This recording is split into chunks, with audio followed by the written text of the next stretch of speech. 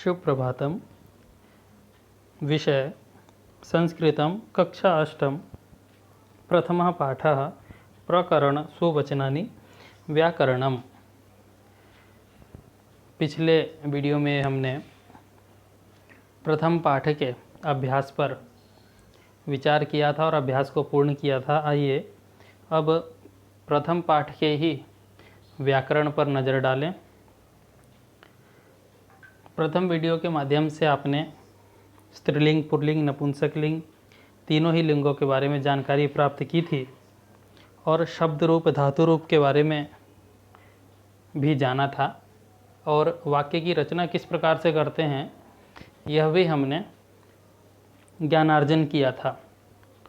आइए एक बार फिर से किम शब्द रूप कैसे प्रयोग होते हैं व्याकरण में आपके प्रथम पाठ में दोहराने के दृष्टि से दिया गया है। तो किम अर्थात क्या, यह सर्वनाम पद है और तीनों लिंगों में इसका प्रयोग अलग अलग तरीके से होता है। पुल्लिंग में कह, स्त्रीलिंग में का और नपुंसक लिंग में किम। इस प्रकार से इनका शब्द रूप चलता है। शब्द रूप आगे आपको करवा दिया जाएगा, लेकिन यहाँ पर इन तीनों को ही आप एक प्रकार से याद कर लें कि प्रश्न बनाते समय जिस विभक्ति का, जिस वचन का प्रयोग किया जाता है, किम शब्द रूप में भी उसी वचन और उसी विभक्ति का प्रयोग होगा। जैसे एवमेव अन्यानि रूपाणि, जैसे अन्य रूप भी दिए हुए हैं। जैसे पुल्लिंग में दिया हुआ के बालकाः, केन छात्रेण, केभ्यः पुष्पेभ्यः, कस्य जनकस्यः, कस्मिन् वृक्षे। और स्त्रीलिंग में कस्याः बालिकायाः, कस्यां लतायां, कां महिलां, कस्यै मालायै, काः नार्यः। ऐसे ही नपुंसकलिंग में है कानि फलानि, कानि वस्तूनि, कस्य आम्रस्य, कस्मिन् चक्रे, केषां पुष्पाणाम। तीनों ही लिंगों में अलग अलग एक ही किम शब्द रूप भिन्न भिन्न प्रकार से चल रहे हैं। इसीलिए किम शब्द रूप के शब्द रूप को तीनों ही लिंगों में याद करना आवश्यक हो जाता है। आइए आगे चलें।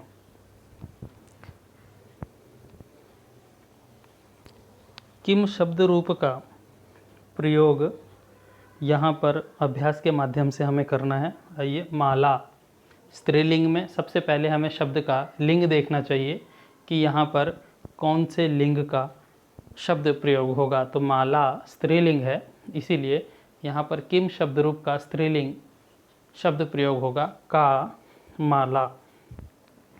दूसरा है बालकात, बालक पुल्लिंग है तो बालक के साथ में किम शब्द रूप भी पुल्लिंग का ही प्रयोग होगा, कस्मात् बालकात।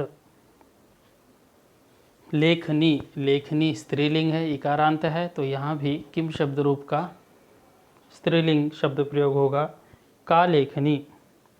मुशकही, मूषक, मूषक पुल्लिंग है और जैसे बालकही बनता है उसी प्रकार से यह मुशकही बना हुआ है, तो यहाँ भी पुल्लिंग किम शब्द का प्रयोग होगा, तो कई, बालकही।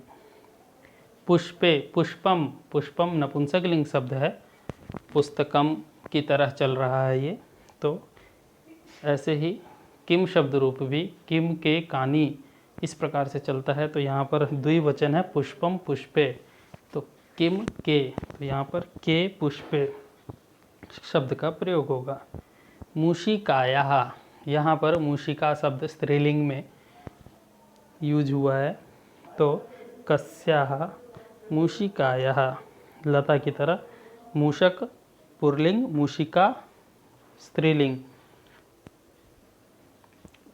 इसी प्रकार से आगे है पुष्पेषु, पुष्प शब्द रूप नपुंसकलिंग है तो केषु पुष्पेषु। अन्य है अजा, अजा अर्थात बकरी, बकरी स्त्रीलिंग है, अजा तो का, अजा। आगे है वानरेभ्यः, तो यहाँ पर किम शब्द रूप का यूज होगा केभ्यः, वानरेभ्यः। वने, वनम, वने, वनानि। वन शब्द रूप नपुंसकलिंग, प्रथमा और द्वितीय द्विवचन में यूज होगा, तो यहाँ पर भी आएगा के वने।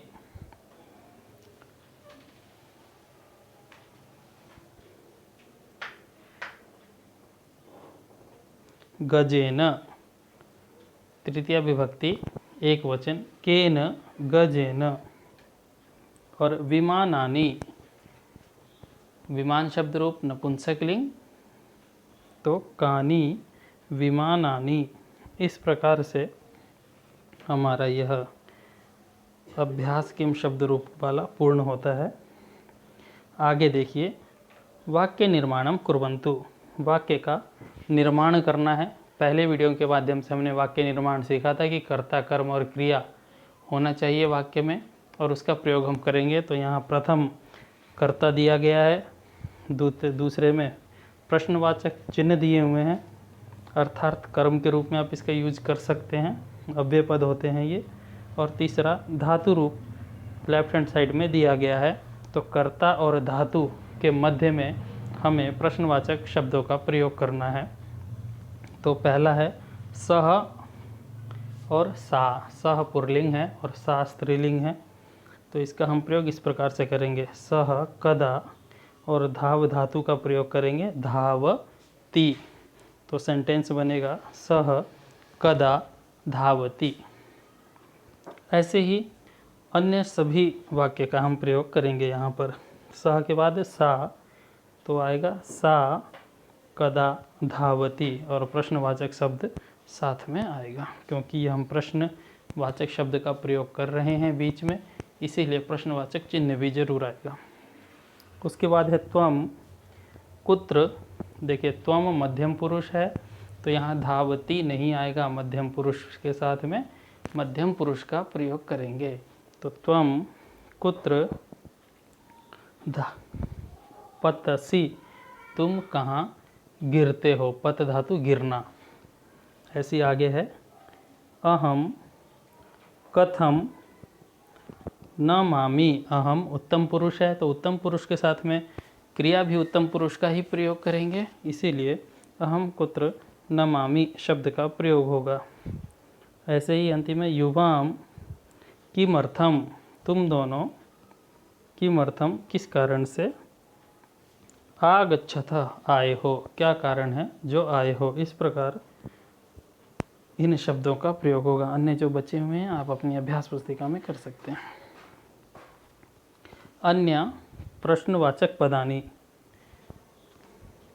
यहाँ पर प्रश्नवाचक शब्द आप देख रहे थे, कदा कब, कुत्र कहाँ, कथम कैसे, किमर्थम किस लिए, कुतः कहाँ से शब्द का प्रयोग हुआ था। और अन्य शब्द दिए हुए गए, कदा कब, कुत्र कहाँ, कथम कैसे, क्यों, किस प्रकार, कहाँ से, कति कितने, उन्हीं शब्दों का प्रयोग है। कति यहाँ पर एक नया शब्द है जिसका अर्थ होता है कितने। तो इन शब्दों का प्रयोग भी हम प्रश्न पूछने के लिए कर सकते हैं। आज के लिए इतना ही, आगे हम अभ्यास अगले वीडियो में करेंगे। धन्यवाद। आपका दिन शुभ हो।